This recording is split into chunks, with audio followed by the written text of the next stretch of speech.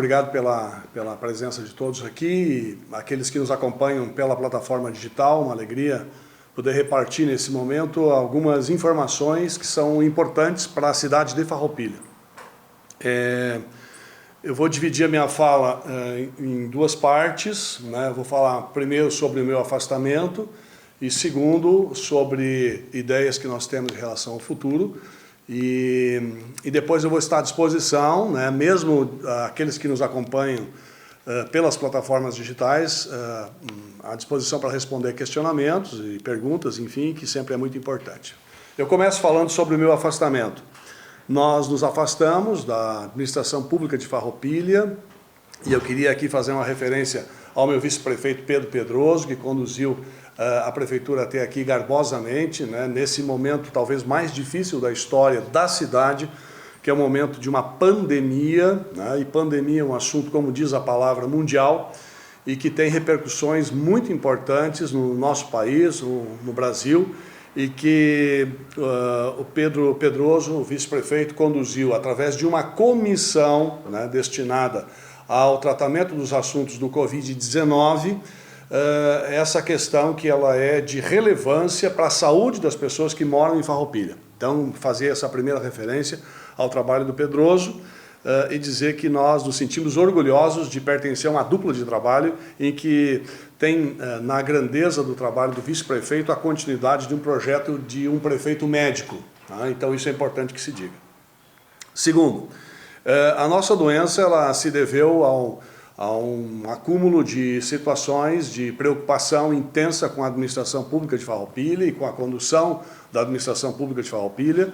Nós vimos apresentando situações de fadiga mental já há algum tempo e essa fadiga, dentro de uma situação de preocupação intensa com as questões públicas e quando nós estamos tratando aqui dos assuntos da administração pública, nós estamos falando de mais de 70 mil vidas, né? E eu estive durante a minha vida, muitas vezes, na sala de parto, cuidando da vida da mãe e de um filho, né? Ou na sala de cirurgia, cuidando da vida do paciente, mas nesse momento de 70 e poucas mil vidas, né?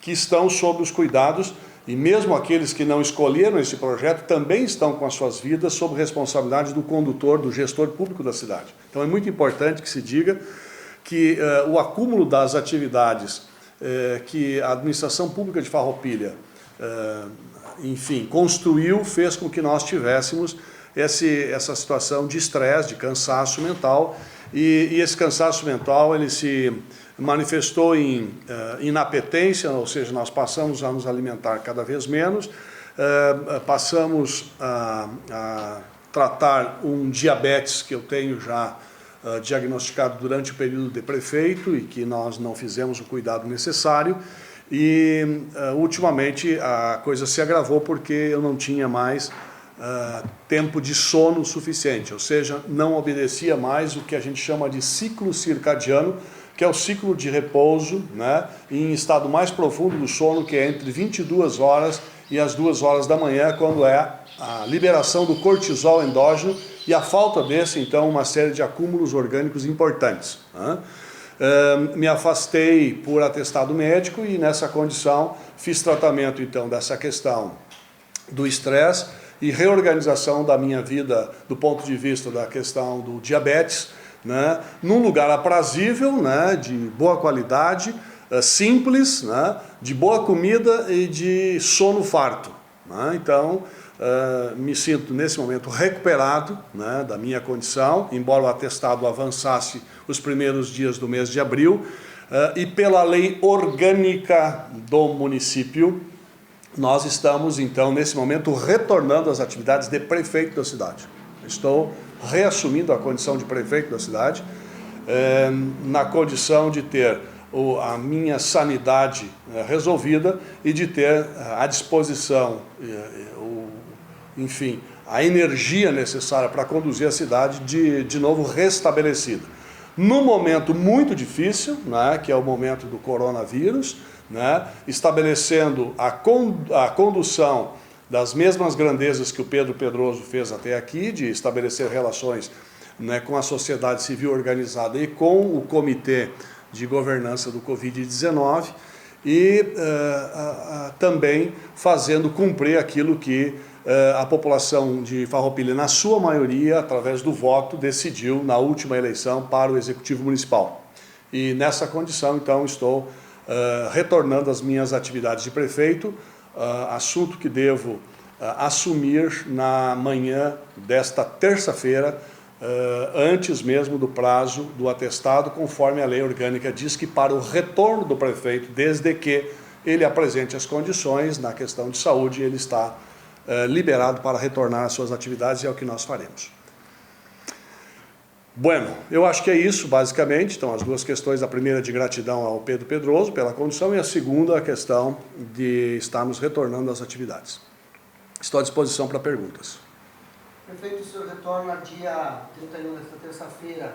Os trabalhos que estavam planejados pelo prefeito Pedroso, prefeito em exercício, terão continuidade, terá mudanças?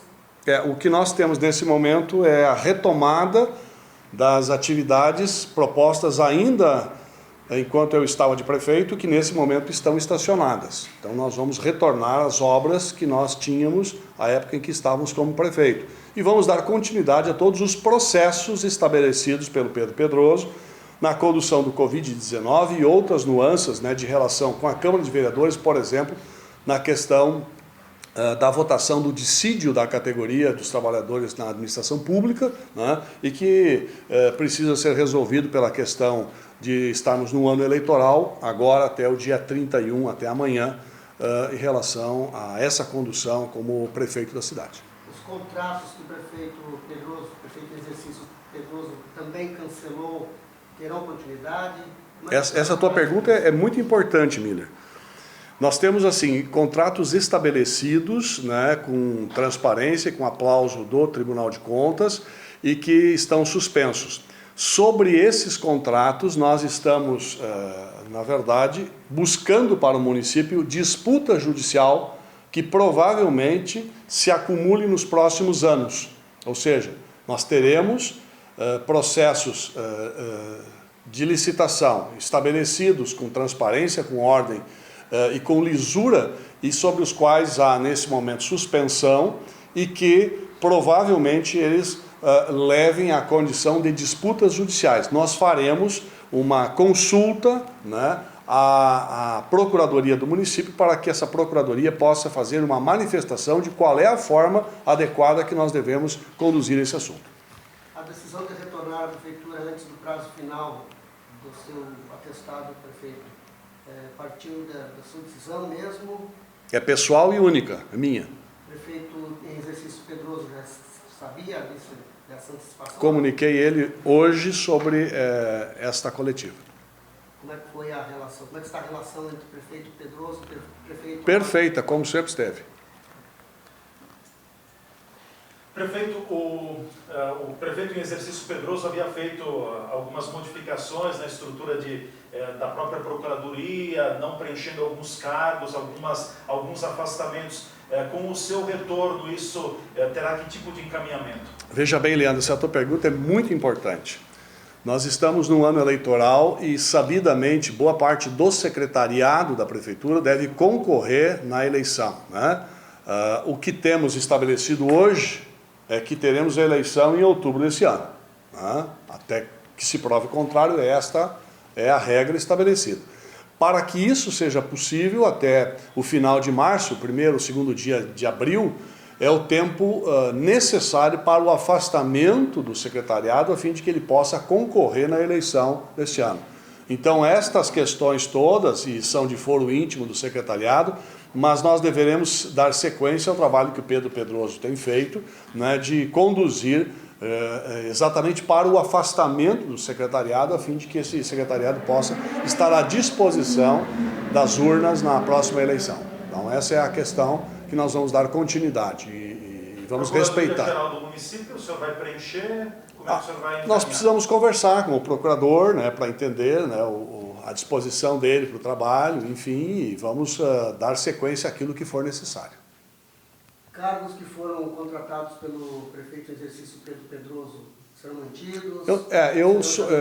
Quem me conhece sabe que nós primamos, né, sempre pela ordem, né, e pela lisura, né? Nós não fazemos revoluções em cargos, né?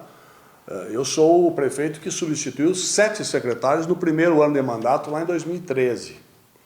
Mas porque tinha, na verdade, a busca no meu trabalho na meritocracia, né? Foi uma coisa que eu sempre persegui como prefeito, como gestor público, e é graças a isso que nós organizamos as contas do município, que teve superávit, que nós equalizamos o RPPS, enfim, é graças à meritocracia, né? E o município que produziu muito. Então, todos aqueles cargos que estão aqui à disposição da administração pública para produzir, para dar condução, e eventualmente o nosso vice-prefeito Pedro Pedroso fez essas conduções, né, de cargos que vão dar grandeza ao município, nós vamos manter aquilo que o Pedro Pedroso conduziu, porque nós somos um único governo. Pedro Pedroso e eu somos uma dupla, né, de vice e de prefeito, estabelecida pelas urnas e que deve, enfim, dar continuidade ao trabalho a partir daquilo que as urnas estabeleceram. Quanto às definições do coronavírus que o Pedroso fez ao longo do tempo que estava aqui, a questão da UPA segue na mesma? Segue tudo igual. Não se mexe em processos, principalmente durante uma pandemia, né, que estejam estabelecidos em consonância com a sociedade civil organizada, com a Farmed, né, com o Hospital Beneficente São Carlos, enfim, com a Secretaria de Saúde. Nós precisamos manter esta situação de condução. Claro que eu, como médico, trago algumas ideias para colaborar com o grupo, né? Eu imagino que nós precisemos ter testes à disposição da comunidade, já que há uma voz premente da comunidade de retorno ao trabalho. Nós precisamos equalizar isso. Eu não posso permitir que as coisas voltem à normalidade na cadeia produtiva sem oferecer segurança para quem vai lá estar. Então nós precisamos e somos responsáveis, isso é uma responsabilidade médica, né? Esse é um assunto que eu tenho discutido com os meus pares médicos, né? E discutia isso inclusive com o Conselho de Medicina. Nós precisamos dar garantias à população. Então eu não vejo outra forma que não a de buscarmos um projeto que possa fazer testes na população laboral. Primeiro, testes importantes e fundamentais na condição e na vida das pessoas, dos trabalhadores de saúde da cidade, tá? Dos médicos, né? Dos enfermeiros, dos higienizadores, aqueles que estão lá limpando o hospital, né? Daqueles que estão nas forças de segurança da cidade, né? Eu conversava com o delegado Morali agora, há alguns minutos, né? Daquelas pessoas que estão lá na Polícia Civil recebendo pessoas para as urgências da segurança pública, né? Lá também nós precisamos ter um olhar para que essas pessoas não sejam infectadas. Vamos manter já, e depois o comitê pode inclusive referendar ou não, mas a ideia do prefeito é de manter as crianças longe da escola. Tá? Isso é fundamental, porque as crianças têm um papel, e quem se lembra, Farroupilha foi pioneira na vacinação do HPV, que também é um vírus, né? E lá, quando o Brasil falava em vacinar as meninas, e nós fizemos 1 ano antes do Brasil, e os meninos 2 anos antes do Brasil, nós vacinamos meninos, e depois o Brasil copiou Farroupilha. Por quê? Porque os meninos são vetores nesse assunto, as crianças são vetores nesse assunto, tá? E nós teremos sim um grande impacto da doença na cidade de Farroupilha, no Rio Grande do Sul, no Brasil, enfim, a partir da metade de abril. Tá? A partir da metade de abril. E a pergunta que se faz nesse momento é: quantas pessoas estão infectadas e não sabem? E essas pessoas que estão infectadas e não sabem, porque a pandemia, né, ela fala de um vírus de ação comunitária, de ação global. Tá? Nós temos a vida desses vírus acontecendo lá, por exemplo, na China, desde o final de novembro. Lá na cidade de Wuhan, principalmente, que foi o epicentro na China, mas depois em toda a China. Agora, a Itália, né, vive um momento de angústia. A Espanha vai ultrapassar a Itália pela curva que está se desenhando. Os Estados Unidos vai ter um problema muito sério de saúde pública e o Brasil já é o 6º país do mundo.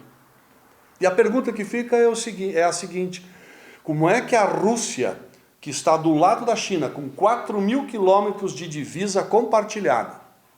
A Rússia está separada da China por 4.000 quilômetros de terras, né, lado a lado. Como é que a Rússia não apresenta os resultados ruins que a China apresentou, que a Itália está apresentando, que a Espanha está apresentando? O que é isso? A Rússia fez o dever de casa, ela fez achatamento da curva, achatamento da exposição exponencial ao vírus. E nós precisamos fazer isso. Nós precisamos fazer isso. Como é que se faz isso? Diminuindo os vetores. Diminuindo os vetores. O isolamento social, ele é importante. Ficar em casa quem tem mais de 60 anos, ficar em casa quem tem diabetes, ficar em casa quem tem hipertensão, ficar em casa aqueles que apresentam doenças pulmonares crônicas, o DBPOC, a doença broncoobstrutiva crônica pulmonar, mas aqueles que apresentam asma grave, enfim, todos esses precisam ficar em casa. Sabidamente tem que ficar em casa. Agora, as crianças, que dificilmente terão um impacto da doença, embora não seja impossível que uma criança com doença pulmonar também apresente doença e até morte, as crianças são vetores.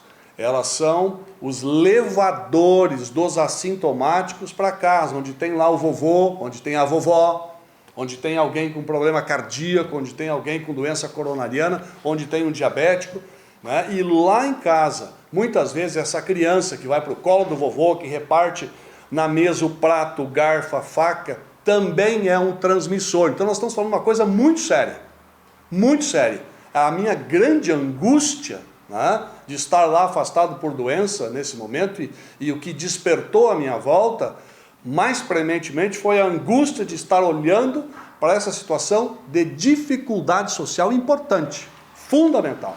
Nós somos responsáveis, enquanto gestores públicos, pela saúde e pela vida das pessoas. É isso que você faz quando você manda dinheiro para o hospital, quando você faz um projeto de cidadania, de água, enfim. Você faz isso porque você é responsável por isso. Prefeito, tem uma pergunta aqui do jornalista André Dages, do Pioneiro. Prefeito, o senhor é do grupo de risco. Como o senhor pretende encarar isso na sua volta? André, um grande abraço para ti. Eu sou do grupo de risco, sim. 2 vezes, pela idade e também por ser diabético. O médico verdadeiro que faz o juramento não se furta à situação de dificuldade. Se tiver que ir para o fronte, nós estaremos no fronte. Nós somos juramentados sobre o assunto da saúde e da vida das pessoas. Eu estive em muitas dificuldades, já operei com 40 de temperatura em situações de dificuldade extrema, de urgência, e não me furtei disso. Então nós, mesmo com doença, nós estamos adiante porque nós fizemos um juramento de prestar socorro à vida das pessoas, independente da nossa. A nossa vida, ela vem em segundo plano, porque a vida das pessoas é mais importante. E nós temos sempre, né, que olhar para as condições de quem referenda e de quem tem os cuidados e que está ligado ao Pai Celestial. No dia 1º haverá uma reunião do comitê de atenção... Estarei presente. O senhor estará em todas as entidades? Com todas as entidades. Prefeito, mais uma pergunta. E em relação às ações que serão comandadas a partir do dia 1º de abril, já não vai estar aí os seus secretários, vai ser novos secretários. Como é que vai ser trabalhado tudo isso? Agora vai ter que mudar o secretariado?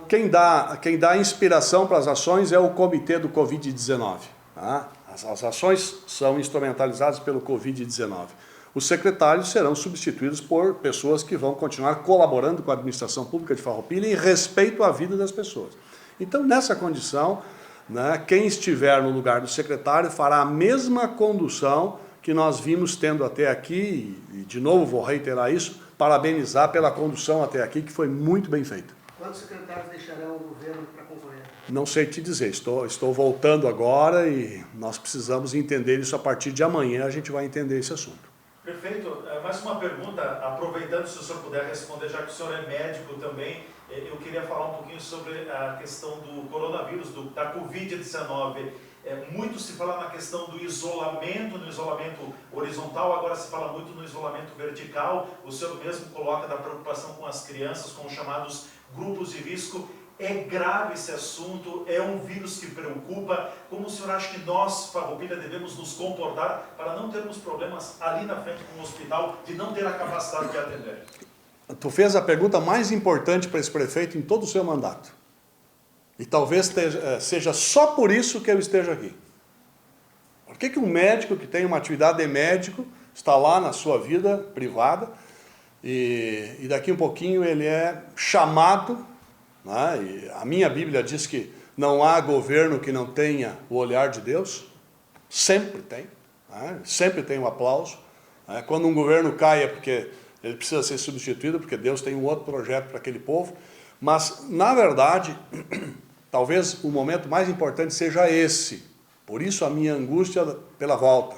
Vamos fazer uma recapitulação. Nós vimos de alguns anos de despreparo da saúde pública brasileira. Nós vimos renascer o sarampo. Nós vimos renascer algumas doenças que nós já não ouvíamos mais há muito tempo, e eu estou falando aqui para quem tem mais de 50 ou 60 anos. Nós vimos renascer no Brasil doenças do tipo a paralisia infantil. O que foi isso? O que é isso? Isso é relaxamento público nos programas de prevenção. Nos programas de prevenção, nós estamos vivendo uma história de relaxamento público de prevenção já nos últimos 7, 8, 9, 10 anos. E nós precisamos retomar isso, e talvez este puxão de orelha que o Brasil e que o mundo esteja tendo agora, é para que a gente pare de fazer disputa entre as pessoas por questões tão pequenas, e que a gente passe a dar valor à vida das pessoas, à vida da sociedade, à vida de cada um de nós, dos mais velhos que têm uma experiência única, das crianças que são o futuro. E nessa condição nós estamos falando de um vírus que é diferente dos outros vírus. Ouvi atentamente as manifestações, né, através das rádios locais, né, de ex-ministro médico, hoje deputado, mas ouvi também atentamente a voz mais lúcida que esse país tem hoje, a do ministro Mandetta, com manifestações lúcidas. Ouvi também manifestações de infectologistas, da doutora Viviane, me permita aqui fazer uma referência à doutora Viviane Buffon, que tem uma luz especial e que fez uma manifestação muito especial sobre o assunto. Nós estamos vivendo um momento em que o H1N1 ficaria vermelho de vergonha perto do coronavírus. Nós estamos falando de uma infecção comunitária semelhante à gripe espanhola, que matou mais de 50 milhões de pessoas a partir de 1918. Matou mais no mundo do que as duas guerras somadas. Um vírus que é um ser que não tem lá uma anatomia muito robusta, né? E esse tem lá uma membrana, né, carregada de espículas que lhe permite aderenciamento. O aderenciamento é que faz com que ele seja tão agressivo. Primeiro. Segundo, a sua reprodução. E terceiro, né, ele causa lá no alvéolo, que é a unidade funcional do pulmão, que é a unidade onde o pulmão troca os gases, onde nós botamos oxigênio e expelimos o gás carbônico lá nessa unidade funcional. Ele coloca impeditivos de duas formas. Primeiro, causando um processo de fibrose do próprio alvéolo, uma tetania do alvéolo. E segundo, um acúmulo de secreção sobremodo intensa nesse alvéolo, que precisa necessariamente, nos casos mais graves, mais agudos, de um respirador, de um ventilador, de uma máquina que empurre com pressão o ar para dentro do alvéolo, fazendo com que ele seja expandido mecanicamente. E isso promova a troca de gases, do oxigênio e do gás carbônico. É isso que acontece com o coronavírus. O coronavírus, embora o H1N1 tenha sido importante, a influenza A tenha sido importante, a influenza B e as vacinas sejam importantes, todas essas doenças matam e matam muito. Tá? Alguém pode dizer que o câncer mata mais, e é verdade que mata muito também, mas nós estamos diante de uma doença que ela mata pela fome de ar. pela angústia de não poder respirar. A pessoa fica lá acamada sem conseguir respirar. E isso é terrível, é a pior de todas as mortes, é a morte semelhante à morte de afogamento, é a morte semelhante à morte de estrangulamento, aquela que você não consegue respirar. E isso não se deseja para o pior ser humano, não se deseja isso. Isso é uma fase ruim da vida das pessoas. E isso é importante que se diga que nós precisamos achatar a curva. O que é achatar a curva? Com a ventilação mecânica nós vamos salvar vidas? Sim. Mas nós não podemos ter todos doentes ao mesmo tempo. Nós não podemos ter todos precisando de UTI ao mesmo tempo. Nós não podemos ter todas as pessoas precisando de ventilador ao mesmo tempo, todos os do grupo de risco. Não podemos. É como se nós tivéssemos aqui na cidade um freezer, isso o Mandetta falou, estou copiando ele, e a quadra inteira quisesse botar carne naquele freezer. Não cabe tudo lá. Nós não temos. O que as cidades precisam fazer? Elas precisam se preparar com ventiladores, com respiradores para o momento agudo, que acontece a partir da metade do mês de abril. O Brasil já é o 6º país. Logo ele vai estar numa posição mais alta, porque a Itália já está numa curva descendente, a Espanha ainda está crescendo, os Estados Unidos vai crescer muito ainda em relação à doença, mas nós precisamos entender. Que o Brasil cresça muito também acima desses países? O Brasil assim, vamos pela população. A China, né, com toda a história da doença na China, que tem 1 bilhão de pessoas e que é 5 vezes maior que o Brasil, que tem 200 milhões de pessoas, né, ela nos ensinou algumas coisas. E o grande ensinamento da China é fazer diagnóstico precoce. A separação horizontal é importante.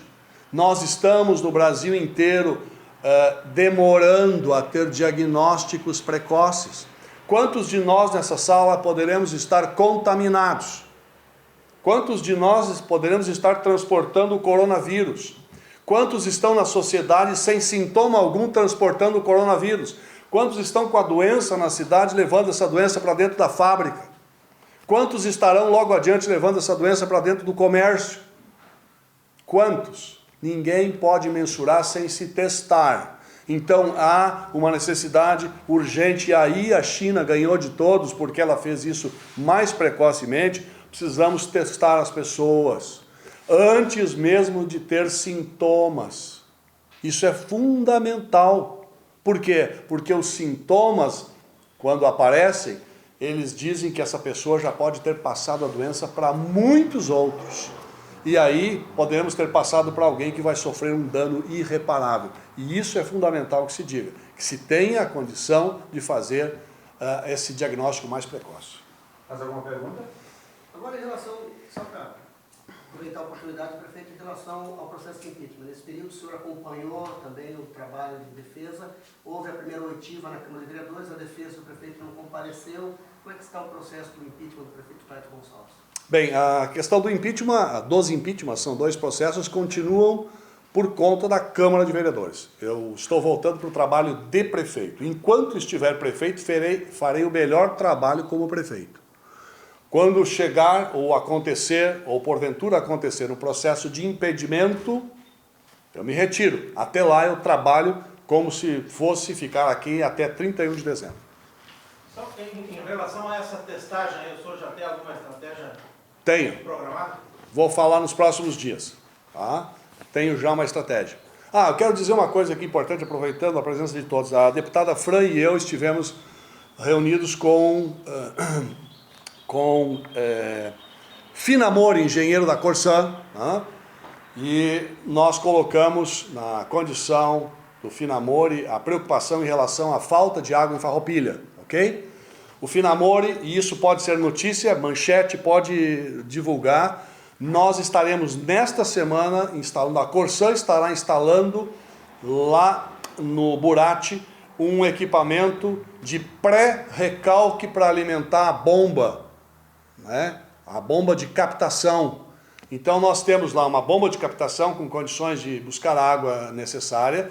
Ela está numa posição muito laminar, muito de superfície, nós precisamos aprofundar a busca, tem muita água no Burati, não vai faltar água, isso eu garanto aqui hoje, não teremos falta de água em Farroupilha. Só vou pedir que a população continue poupando água. tem que poupar água, mas nós não teremos falta de água. Eu não quero ver ninguém dormir sem tomar banho, não quero ver ninguém passar o dia sem lavar a mão com sabão grosso. Eu não quero negócio de sabonete, sabão perfumado, enfim, sabão grosso. Compra lá um sabão de glicerina para não judiar muito da mão. Eu quero ver toda a população lavando as mãos 1, 2, 5, 10, 20 vezes por dia. Porque o nosso contato ele é comunitário. Onde a gente puser a mão pode ter o vírus. Ele tem 5 ou 6 horas de vida aqui nessa mesa, ele vai ter lá 4 horas de vida numa panela, ele vai ter, né, no corpo da gente pode durar até 2 ou 3 dias. Então ele tem tempos diferentes, mas a gente leva a mão durante o dia inadvertidamente ao olho, à boca. Tá? Então precisamos lavar a mão. O melhor remédio é lavar a mão, tomar banho. Não vai faltar água. Não lavar carro, não desperdiçar a água. Bom, há lavagens que tem poço artesiano. Bom, nessas tudo bem, mas lavar carro com água tratada da Corsã, não fazer isso. Tá? Não lavar a casa, não lavar vidraças, poupar. Mas não vai faltar água para as questões de cozinhar, de tomar banho, de beber água e de lavar as mãos. Mais alguma pergunta? Eu tenho mais uma coisa para falar ainda. Eu queria pedir uma coisa também. Quem chega na UPA coronavírus e faz o teste, em que estado a pessoa tem que estar para poder se fazer o teste? Quando chega tem primeiro no dia de hoje, né? E eu não conheço todo o processo, porque eu estou chegando de volta agora, mas assim, nos outros locais o que se faz é uma triagem de sintomas. Tá? Lá ver se essa pessoa tem febre, se essa pessoa tem dor de cabeça, se ela tem dor na garganta, examina a garganta. Se examinar a garganta e tiver placas, já poderá ter coronavírus, mas não é essa a causa da dor na garganta.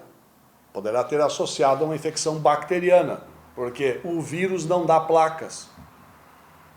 O vírus não tem uma estrutura de causar infecção que dê pus, ele dá muco. Muco reacional. Quem produz o muco somos nós. É reacional, é para expulsar o bicho, porque ele é grave, então a gente quer expulsar, a gente produz muco. E aí que nos leva à questão da ventilação mecânica.